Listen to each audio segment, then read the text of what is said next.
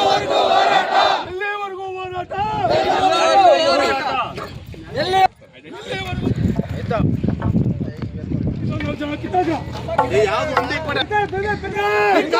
ಸದ್ಗುರುಗೆ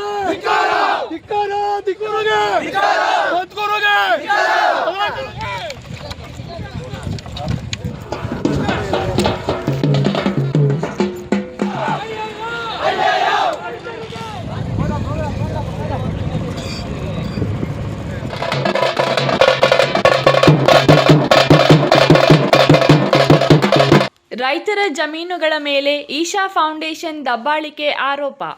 Isha foundation ವಿರುದ್ಧ ಸಿಡಿದೆದ್ದ ರೈತರು. ಚಿಕ್ಕಬಳ್ಳಾಪುರ ತಾಲೂಕು ಆವಲಗುರ್ಕಿ ಸಮೀಪದ ಈಶಾ ಫೌಂಡೇಶನ್ 50ರಿಂದ 60 ವರ್ಷಗಳಿಂದ ಸಾಗುವಳಿ ಮಾಡಿಕೊಂಡು ಬಂದಿರುವ ರೈತರು. ಸರ್ವೆ ನಂಬರ್ 178, 179, 182, 182/2, 184/1, 183, 193ರ ಜಮೀನುಗಳಲ್ಲಿ ಈಶಾ ಫೌಂಡೇಶನ್ ಅಕ್ರಮ ಪ್ರವೇಶದ ಆರೋಪ. ಬೆಂಗಳೂರಿನ ಕೆಎಟಿ ನ್ಯಾಯಾಲಯದಲ್ಲಿ LRFCR 132/9899, 135/9899, 133/9898, 137/9899 ಪ್ರಕರಣಗಳು ದಾಖಲಾಗಿವೆ. ಇದಲ್ಲದೆ ಚಿಕ್ಕಬಳ್ಳಾಪುರದಲ್ಲಿ ಸಿವಿಲ್ ನ್ಯಾಯಾಲಯದಲ್ಲೂ ಪ್ರಕರಣಗಳು ದಾಖಲಾಗಿ ಸದರಿ ಜಮೀನುಗಳ ಮೇಲೆ ಪರಭಾರೆಯಾಗದಂತೆ ಸ್ಟೇ ಇದೆ.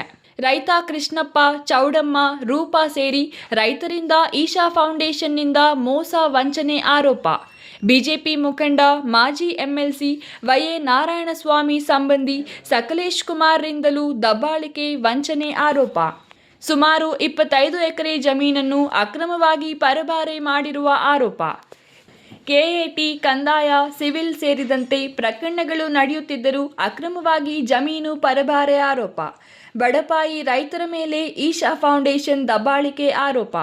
ತಮಟೆ ಬಾರಿಸಿ ಧಿಕ್ಕಾರ ಕೂಗಿ ಈಶಾ ಫೌಂಡೇಶನ್ ವಿರುದ್ಧ ಆಕ್ರೋಶ. ಒಂದು 60-70 ವರ್ಷದಿಂದ ನಮ್ಮ ತಂದೆ, ನಾವು, ನಮ್ಮ ತಾಯಿ, ನಮ್ಮ ಅಣ್ಣ, ತಮ್ಮ, ನನ್ನ ತಂಗಿ ಎಲ್ಲರೂ ನಾವೇ ಇದೇ ಜಮೀನಲ್ಲೇ ಸಾಗುವಳಿ ಮಾಡ್ಕೊಂಡು ತಿನ್ಕೊಂಡು ಬರ್ತಾ ಇದ್ದಿದ್ದು. ಯಾರೋ ಸಕ್ಲೇಶ್ ಅನ್ನೋನು ಬಂದ, ಅವನ ಜಮೀನು ನನಗೆ ಆರೋಗ್ಯ ಸರಿ ಇಲ್ದಿದ್ದ ಕಾರಣ ಅವಾಗ ನಿನಗೆಲ್ಲ ಸೆಟಲ್ಮೆಂಟ್ ಮಾಡ್ತೀನಿ ಅಂತ ಹೇಳ್ಬಿಟ್ಟು ಮೋಸ ಮಾಡಿಬಿಟ್ಟು ಹೋದವನು ಇದುವರೆಗೂ ನಮಗೆ ಕಣ್ಣು ಕಾಣಿಸಿಲ್ಲ. ಆದರೆ ಇವಾಗ ಈಶಾ ಅವರು, ಸಕ್ಲೇಶ್ ಇಬ್ಬರು ಒಂದಾಗ್ಬಿಟ್ಟು ನಮ್ಮ ಜಮೀನು ಲಪ್ಟಾಯಿಸ್ಕೊಂಡು ಅಕ್ರಮ ರಿಜಿಸ್ಟರ್ ಮಾಡಿಕೊಂಡು ನಮ್ಮ ಗಮನಕ್ಕೆ ತರದೆ ಇವಾಗ ನಮ್ಮ ಮೇಲೆ ದೌರ್ಜನ್ಯವಾಗಿ ಜಮೀನು ಕಬಳಿಸೋದಕ್ಕೆ ಏನೇನು ಬೇಕೋ ಹುನ್ನಾರ ನಡೆಸ್ತಾ ಇದ್ದಾರೆ. ಆದರೆ ಇವ್ರನ್ನ ಸದ್ಗುರು ಅವ್ರನ್ನಾಗಲಿ ಇವ್ರ ಪ್ರಾಪರ್ಟಿ ಮಾಡಿಕೊಡ್ಬೇಕಾದ್ರೆ ನನ್ನ ಸಹಾಯ ಬೇಕಾಗಿತ್ತು. ಈಗ ಯಾವುದೇ ಕಾರಣಕ್ಕೂ ನನ್ನ ಸಹಾಯ ಆಗಲಿ, ನನ್ನ ಇದಾಗಲಿ ಏನೂ ಬೇಕಾಗಿಲ್ಲ. ಕರ್ಕೊಂಬಂದಿರೋದಕ್ಕೆ ನನಗೆ ತಕ್ಕ ಶಾಸ್ತಿ ಮಾಡ್ತಾ ಇದ್ದಾರೆ. ಯಾಕೆಂದರೆ ಕರ್ಕೊಂಬಂದಿದ್ದು 2012ರಲ್ಲಿ ನಾನು ಕರ್ಕೊಂಬಂದಿದ್ದು ಇವ್ರನ್ನ. ಜಾಗ ಕೊಡಿಸಿದ್ದು ನಾನೇ, ಎಲ್ಲ ಕೊಡಿಸಿದ್ರು ಇವಾಗ ನನ್ನ ಜಮೀನಿಗೆ ಕಣ್ಣು ಹಾಕಿದ್ದಾರೆ.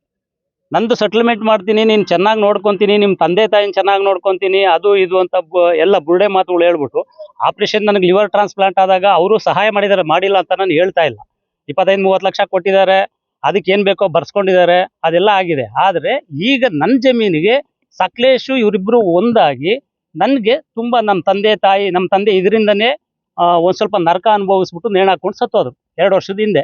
ಅದಕ್ಕೆ ಕಾರಣ ಇದೇ ಸಕಲೇಶ್ ಕುಮಾರ್ ಮತ್ತು ಅವ್ರ ಫ್ಯಾಮಿಲಿಯವರು, ಅವ್ರ ಫ್ರೆಂಡ್ಸ್. ಆದರೆ ಇವಾಗ ಯಾವುದೇ ಕಾರಣಕ್ಕೆ ಸಕಲೇಶ್ 120 ಕೋಟಿ ಮಾರ್ಕೊಂಡು ಹೊರಟೋಗಿದ್ದಾನೆ, ನಮ್ಮ ಗಮನಕ್ಕೆ ಬಂದಿಲ್ಲ. ಇಲ್ಲಿ ಚಿಕ್ಕಬಳ್ಳಾಪುರದಲ್ಲಿ ರಿಜಿಸ್ಟರ್ ಮಾಡೋ ಬದಲು ಚಿಡ್ಲಘಟ್ಟದಲ್ಲಿ ಮಾಡಿದ್ದಾರೆ. ಅಂದರೆ ಭಯಕ್ಕೆ ಇವ್ರು ಏನು ಮೋಸ ಮಾಡಬೇಕು ಕೃಷ್ಣಂಗೆ ಅಂತ ಕಾಯ್ತಾ ಇದ್ರು. ಅದರಲ್ಲಿ ಸಕಲೇಶ್ ಒಬ್ಬನೇ ಅಲ್ಲ, ಇನ್ಕ್ಲೂಡಿಂಗ್ ಗೋಪಾಲನ್ಮಾಲ್ ಪ್ರಭಾಕರ್ ಪ್ಲಸ್ ಸದ್ಗುರು ಅವರು, ಇವರೆಲ್ಲ ಮ್ಯೂಚುವಲ್ ಆಗಿದ್ದಾರೆ. ಇವ್ರಿಗಿಂದೆ ಯಾರು ಬಲಾಢ್ಯ ವ್ಯಕ್ತಿಗಳು ಯಾರಿದ್ದಾರೆ ನಮ್ಮ ಗಮನಕ್ಕೆ ಗೊತ್ತಿಲ್ಲ. ಆದರೆ ನಮ್ಮ ತಂದೆ ತಾಯಿ ಎಲ್ಲರಿಗೂ ಅನ್ಯಾಯ ಮಾಡಿ ನನ್ನ ಕುಟುಂಬನ ಸರ್ವನಾಶನ ಮಾಡೋದಕ್ಕೆ ಇವರು ಪಣ ತೊಟ್ಟಂಗಿದ್ದಾರೆ. ಆದ್ದರಿಂದ ನನ್ನ ಜಮೀನೊಳಗೆ ಯಾವುದೇ ಕಾರಣಕ್ಕೂ ಅವರು ಬರಬಾರ್ದು. ಆಲ್ರೆಡಿ ಸ್ಟೇ ಇದೆ, ಪಾಣಿಲ್ ನಮೂದಾಗಿದೆ, RRT ಕೇಸ್ ನಡೀತಾ ಇದೆ, ಪ್ಲಸ್ KAT ಕೇಸ್ ನಡೀತಾ ಇದೆ. ಇಷ್ಟೆಲ್ಲ ಇದ್ರೂ ಇವರು ನಮ್ಮ ಗಮನಕ್ಕೆ ತರದೆ ರಾತ್ರಿ ಎಲ್ಲ JCP ಎಲ್ಲ ಕೆಲಸ ಮಾಡಿಕೊಂಡು, ಇಟಾಚಿಗಳಲ್ಲಿ ಕೆಲಸ ಮಾಡಿಕೊಂಡು ಒಂದು JCP ಕರೆದ್ರು ಬರ್ದಿರೋ ಮಟ್ಟಕ್ಕೆ ಮಡಗಿದ್ದಾರೆ. ಈಗ JCP ಕರ್ಕೊಂಬಂದ್ರೆ ಅವ್ರಿಗೆ ಫೋನ್ ಮಾಡಿ ಇವಾಗ JCP ವಾಪಸ್ ಕಳಿಸಿದ್ದಾರೆ. ಅಲ್ಲಿ ಲೆಕ್ಕ ಹಾಕೊಳ್ಳಿ ಎಷ್ಟು ದೌರ್ಜನ್ಯ ನಡೀತಾ ಇದೆ ಅಂತ. ಆದರೆ ಯಾವುದೇ ಕಾರಣಕ್ಕೂ ನನಗೆ ನ್ಯಾಯ ಸಿಗೋ ತನಕ ಯಾವುದೇ ಕಾರಣಕ್ಕೂ ನಾನು ಇದು ನಮ್ಮ ಜಮೀನೊಳಗೆ ಅವ್ರನ್ನ ಬಿಡಲ್ಲ. ಪ್ರಾಣ ಹೋದ್ರೂ ಬಿಡಲ್ಲ, ಸಂಸಾರ ಸಮೇತ ಇಲ್ಲಿ ಪಾಲಿಡಾಯಿಲ್ ಕುಡಿದು ಇಲ್ಲೇ ನಾವು ಸತ್ರೂ ಪರವಾಗಿಲ್ಲ, ಇದ್ರ ಮೇಲೇನೆ ಸದ್ಗುರು ಇನ್ನೊಂದು ಮಂಟಪ ಕಟ್ಕೊಬೇಕಾಗ್ತದೆ. ಜಾಸ್ತಿ ಏನಾದರೂ ಮಾತಾಡಿದ್ರೆ ನಾವು ಉಗ್ರ ಹೋರಾಟಕ್ಕೆ ನನಗಿರುವಂಥ ಜನ ಬೆಂಬಲ ಏನೈತೆ ಅದನ್ನೇ ಕರ್ಕೊಂಬರ್ತೀನಿ. ನಾನು ಯಾರಿಗೂ ಕಾಸು ಕೊಟ್ಟು ಬರಬೇಕಾಗಿಲ್ಲ, ಏನು ಬೇಕಾಗಿಲ್ಲ. ಅವ್ರು ಕಾಸು ಕೊಟ್ಟು JCPನೂ ಕೊಂಡ್ಕೊತಾರೆ, ಹೆಲಿಕಾಪ್ಟರ್ ಕೊಂಡ್ಕೊತಾರೆ. ನಮ್ಮ ಹತ್ರ ಆ ಶಕ್ತಿ ಇಲ್ಲ. ಯಾಕೆಂದರೆ ನಾನು ಬದುಕು ಬಂದಿರೋದೇ ಒಂದು ವಿಚಿತ್ರ. ಆ ವಿಚಿತ್ರದಲ್ಲಿ ಇವಾಗ ನನಗೆ ನೋವು ಕೊಟ್ಟು ನನ್ನ ಹೆಂಗನಾಗಲಿ ಕೊಲೆ ಮಾಡಬೇಕು ಅಂತ ಸಂಚು ರೂಪಿಸ್ತಾವ್ರಷ್ಟೇ. ಆದ್ದರಿಂದ ದಯವಿಟ್ಟು ತಮ್ಮ ಮಾಧ್ಯಮಕ್ಕೆ ತಿಳಿಸೋದೇನು ಅಂದರೆ, ನನಗೆ ಸಹಾಯವಾಗಿ ಯಾರ್ಯಾರ ಕೈಲಿ ಏನೇನಾಗುತ್ತೆ ಅದನ್ನು ಕಳಕಳಿಯಿಂದ ಬೇಡ್ಕೊತೀನಿ, ನಂಗೆ ಸಹಾಯ ಮಾಡಿ ಅಂತ. ಸಿವಿಲ್ ಜಡ್ಜ್ ಹತ್ರ ಸಿವಿಲ್ JMFCಲಿ ನಡೀತಾ ಇದೆ, ಎಲ್ಲ ಕಡೆ ಕೇಸ್ ನಡೀತಾ ಇದೆ. ತಾಲೂಕು ಆಫೀಸಲ್ಲಿ ಖಾತಾ ಹಾಕ್ದಿರ ಮಾಡಿದ್ದೀನಿ, ಎಲ್ಲ ಆಗಿದೆ. ಆದರೂ ಅವ್ರಿಗೆ ಜಡ್ಜು ಅವ್ರು ಹೇಳ್ದಂಗೆ ಆರ್ಡ್ರ್ ಮಾಡಿಕೊಡ್ಬೇಕಂತೆ. ಜಡ್ಜು ನಮಗೆ ತಿಳಿದಿಲ್ಲ, ಜಡ್ಜ್ ಹತ್ರ ನಾವು ನಿಂತ್ಕೊಂಡು ಮಾತಾಡೋ ಅಷ್ಟು ಶಕ್ತಿನೂ ಇಲ್ಲ. ಅವ್ರು ಏನು ಕೊಟ್ಟಿದ್ದಾರೆ ಆ ಸ್ಟೇನ ನಾನು ನಮೂದನೆ ಮಾಡಿರೋದಕ್ಕೆ ಇದು ನಾಟ್ ಟು ಎಲ್ನೆಟೆಡ್ ಅಂತ ಐತೆ, ಪರಬಾರೆ ಮಾಡಬಾರ್ದು ಅಂತ ಐತೆ. ಪರಬಾರೆ ನಾವು ಮಾಡ್ತಾ ಇಲ್ಲ, ನಾವು ಕ್ಲೀನ್ ಮಾಡ್ಕೊತಾ ಇದ್ದೀವಿ, ನಮ್ಮದು ಜಮೀನು ಅದು ಇದು ಅಂತ ಅವಶ್ಯ ಶಬ್ದಗಳಿಂದ ಇಲ್ಲಿರುವಂಥ ಸಿಬ್ಬಂದಿಗಳು ಇವರೆಲ್ಲ ಸೇರಿಕೊಂಡು ನಿಂದಿಸ್ತಾ ಇದ್ದಾರೆ. ಆದರೆ ರೈತನ ಕೀಳ್ಮಟ್ಟವಾಗಿ ಕಳ್ಳನ ಮಕ್ಕಳು ನೀವು ಡೂಪ್ಲಿಕೇಟ್ ಡಾಕ್ಯುಮೆಂಟ್ಸ್ ಕ್ರಿಯೇಟ್ ಮಾಡ್ತೀರಾ ಅಂತ ಹೇಳ್ತಾರೆ ಇಲ್ಲಿರೋರು. ಆದ್ದರಿಂದ ಅದಕ್ಕೆಲ್ಲ ನಮಗೆ ತುಂಬ ನೋವಾಗ್ತದೆ. ಆದ್ದರಿಂದ ದಯವಿಟ್ಟು ತಮ್ಮ ಕಡೆಯಿಂದ ಕಳಕಳಿ ಮನವಿ, ನಮ್ಗೆ ಏನಾದರೂ ಮಾಡಿ ಸಹಾಯ ಮಾಡಿ, ನಮ್ಮ ಜಮೀನು ನಮ್ಗೆ ಉಳಿಸ್ಕೊಡಿ. ನಿಮ್ಗಂತ ಏನ್ ರೆಸ್ಟ್ ಇದೆ? ನಮಗೆ ಅಂತ ಎಲ್ಲ 1970 ಇರುವಂಥ ಡಾಕ್ಯುಮೆಂಟ್ಸ್ ಎಲ್ಲ ನಮ್ಮ ಹತ್ರ ಆಲ್ರೆಡಿ ಇದೆ. ತಮ್ಮ ಗಮನಕ್ಕೆ ತಾವು ಕೇಳಿದ್ರೆ ತಮ್ಮ ಗಮನಕ್ಕೆ ಒಂದು ಸೆಟ್ ಕೊಡ್ತೀನಿ. ಅವರು ಬರಲಿ, ಅವ್ರ ಹತ್ರ ಏನು ಡಾಕ್ಯುಮೆಂಟ್ಸ್ ಇದೆ ಅಂತ ಎತ್ಕೊಂಬರ್ಲಿ, ಹೆಂಗೆ ಮಾಡ್ಕೊಂಡಿದ್ದಾರೆ ಅಂತ ಕರಲಿ. 2 ವರ್ಷದಿಂದ 80 ಲಕ್ಷ ಕೊಟ್ಟು ತಗೊಂಡಿರೋಂಥ ಜಮೀನು ಇವತ್ತು 120 ಕೋಟಿಗೆ ಹೆಂಗೆ ಹೋಗುತ್ತೆ? SR ರೇಟ್ 43 ಕೋಟಿ 45 ಕೋಟಿ ತೋರಿಸಿದ್ದಾರೆ. ಹೆಂಗೆ ತೋರಿಸ್ತಾರೆ? ಈಶಾಗ ಹಂಗಾದ್ರೆ ಎಲ್ಲೆಲ್ಲಿಂದನೂ ಬರುತ್ತಾ ದುಡ್ಡು? ಅದನ್ನು ಕೇಳೋರು ಯಾರೂ ಇಲ್ವಾ? 1 ಲಕ್ಷಕ್ಕೆ 100 ಪಟ್ಟು ಜಾಸ್ತಿ ಆಗುತ್ತಾ?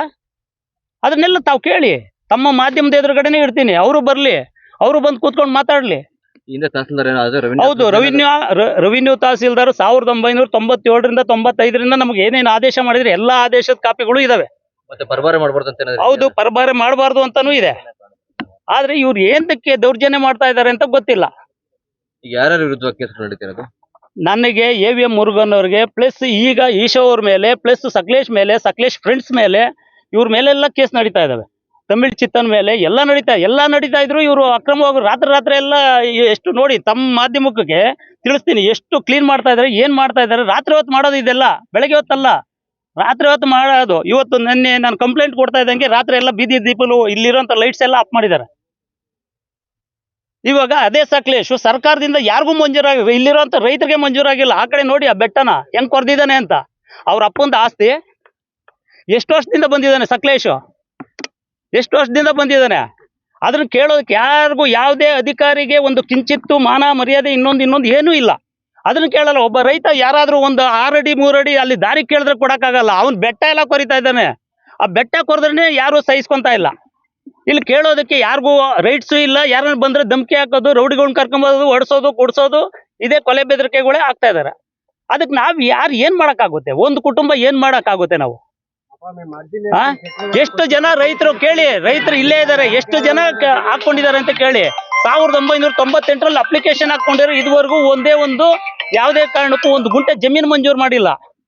ಎಲ್ಲೆಲ್ಲೆಲ್ಲೋ ಬಂದಿರೋರಿಗೆಲ್ಲ ಮಂಜೂರು ಮಾಡ್ತಾರೆ. ಇಲ್ಲಿ ಲೋಕಲ್ ಅಲ್ಲಿ ಬೆಳೆ ಬೆಳಿತೀವಿ ಅನ್ನೋರಿಗೆ ಒಂದು ಗುಂಟೆ ಜಮೀನು ಕೊಟ್ಟಿಲ್ಲ. ಅದನ್ನೆಲ್ಲ ಯಾರು ಕೇಳಲ್ಲ. ನಾವು ಕೇಳಿದ್ರೆ ನಾವು ನಿಷ್ಠೂರಕ್ಕೆ ಸಿಗಾಕೊಂತೀವಿ. ನಮ್ಮ ಮೇಲೆ ಬೇರೆ ತರ ಬೇರೆ ಅಂದ್ರೆ ಇಂಡೈರೆಕ್ಟ್ ಆಗಿ ಏನ್ ಮಾಡಬೇಕು ಅಂತ ತಿಳ್ಕೊಂಡು ಅದನ್ನ ಮಾಡೋದಕ್ಕೆ ಬರ್ತಾರೆ. ನಮ್ಮ ತಂದೆ ತೀರೋದ್ರು, ನಮ್ಮ ಅಣ್ಣ ಹೊರಟೋದ, ಇವ್ಗೆಲ್ಲ ಕಾರಣ ಇವರೇ. ನಮ್ಮ ತಾಯಿ 5 ಸರಿ ಸೂಸೈಡ್ ಮಾಡ್ಕೊಂಡಿದ್ದಾರೆ. 5 ಸರಿ ಸೂಸೈಡ್ ಮಾಡ್ಕೊಂಡಾಗ ನಾನು ಹೆಂಗ್ ಅವ್ರನ್ನ ಕಾಪಾಡ್ಕೊಂಡಿದ್ದೀನಿ ಅಂತ ನನಗೆ ನೋವು ಗೊತ್ತಾಗುತ್ತೆ, ಅವ್ರಿಗೇನು ಗೊತ್ತಾಗುತ್ತೆ? ಒಂದು ಕುಟುಂಬ ಆಡ್ಬಿಟ್ಟು 120 ಕೋಟಿ ಎತ್ಕೊಂಡು ಹೋಗ್ಬಿಟ್ಟು ಅವ್ನು ತಿಂತಾ ಇರೋದು ಅನ್ನನೇ. ಯಾರಿಂದ ಅನ್ನ ತಿಂತಾವನೆ ಅಂತ ಅವ್ನು ಗೊತ್ತಾಗ್ಬೇಕಲ್ಲ. ಯಾರಿಂದ ಅನ್ನ ತಿಂತಾರೆ? ಯಾರು ಬಾಯಿಗೆ ಮಣ್ಣು ಹಾಕಿದೀನಿ? ಅವ್ನು ಸಕಲೇಶು, ಅವನು ಏನಂತ ತಿಳ್ಕೊಂಡಿದ್ದಾನೋ, ಅವನೊಬ್ಬನೇ ದೇವ್ರು ಅಂತ ತಿಳ್ಕೊಂಬಿಟ್ಟ. ಇಲ್ಲ ಇವ್ರ ದೇವ್ರು ಅಂತ ತಿಳ್ಕೊಂಡಾರು. ಅವ್ನ ದೇವ್ರು. ಮೋಸ ಮಾಡೋದಕ್ಕೆ ಒಂದು ಸ್ವಲ್ಪ ಮಾನವೀಯತೆ ಇರಬೇಕು. ಎಷ್ಟು ಮೋಸ ಮಾಡಿದೀನಿ, ಒಂದು ಕುಟುಂಬ ಹೆಂಗ್ ನರಳ್ತಾ ಇದೆ ಅಂತ ಅವ್ನ್ ಸಕಲೇಶು, ಅವ್ನ ಹೆಂಡತಿ ಮಕ್ಕಳು, ಅವ್ರ ತಂದೆ ತಾಯಿ ಇದಾರಲ್ಲ, ಅವ್ರಿಗೆ ಗೊತ್ತಾಗ್ತದೆ. ತಿನ್ನೋ ಅನ್ನ ಮಣ್ಣು ತಿಂತಾ ಇದೀವ, ಅನ್ನ ತಿಂತಾ ಇದೀವ. ಅನ್ನ ತಿನ್ನೋದು ಯಾರ ಋಣದಲ್ಲಿ ತಿಂತಾ ಇದೀವಿ ಅಂತ ಅವ್ನ್ ತಿಳ್ಕೊಬೇಕು. ಯಾರಿಂದ ಹೆಂಗಿಂದ ಬಂದ, ಎಷ್ಟು ಕೋಟಿ ಹಾಕವ್ನೆ ಅವನು? 80 ಲಕ್ಷ ಕೊಟ್ಬಿಟ್ಟು 80 ಲಕ್ಷ ಕೊಟ್ಟು 80 ಲಕ್ಷಕ್ಕೆ 25 ಎಕರೆ ಕೊಡ್ತಾರ? ಹಂಗಾದ್ರೆ ಕೊಡ್ಸಕ್ ಹೇಳ್ರಿ. ಇವತ್ತು 40 ಕೋಟಿ ಅಂತ SR ರೇಟ್ ತೋರಿಸ್ತಾರಲ್ಲ, SR ರೇಟ್ ನಾನೇ ವಾಪಸ್ ಕೊಡ್ತೀನಿ. ಸಾಲ ಮಾಡ್ತೀನೋ, ನಾನು ಅಡ ಇಟ್ಕೊಂತೀನೋ, ನಾನು ಕಿಡ್ನಿ ಮಾರ್ಕೊಂತೀನೋ, ಏನೋ ಮಾರ್ಕೊಂತೀನಿ. ಹಂಗಾದ್ರೆ 40 ಲಕ್ಷಕ್ಕೆ ಈಶಾದವ್ರು ವಾಪಸ್ ಕೊಡು, 40 ಕೋಟಿಗೆ ವಾಪಸ್ ಕೊಡು ಅಂತೇಳಿ. 40 ಕೋಟಿಗೆ ವಾಪಸ್ ಕೊಡೋಕೆ ಹೇಳಿ. ನನ್ನ ಜಮೀನು ನಾನು ಉಳುಮೆ ಮಾಡ್ಕೊಂಡು, ನಾನು ರೈತ. ಅದ್ರಲ್ಲಿ ಚಿನ್ನ ಬೆಳಿತೀನೋ ಮಣ್ಣು ಬೆಳ್ಕೊಂತೀನೋ ಇಲ್ಲ ನಾನೇ ಗುಂಡಿಗೆ ಹೋಗ್ತೀನೋ ಅದು ಬೇಕಾಗಿಲ್ಲ. 40 ಕೋಟಿ 43 ಕೋಟಿ 2 ವರ್ಷಕ್ಕೆ SR ರೇಟ್ ರೈಸ್ ಮಾಡಿದ್ದಾರೆ ಅಂದ್ರೆ ಇನ್ನು ಎಷ್ಟು ಮಾತ್ರ ಇರ್ಬೋದು ಇವರು? ರೈತರನ್ನ ಬಿಡ್ತಾರ ಇಲ್ಲಿ? ಯಾವುದೇ ಕಾರಣಕ್ಕೂ ರೈತರಿಗೆ ಅನ್ಯಾಯ ಮಾಡೋದಕ್ಕೆ ನಾನು ಬೀಳಲ್ಲ. ನಾನು ಪ್ರಾಣ ಇರುವಷ್ಟು ದಿನ ನಾನು ಹಿಂಗೆ ಹೋರಾಡೋದು.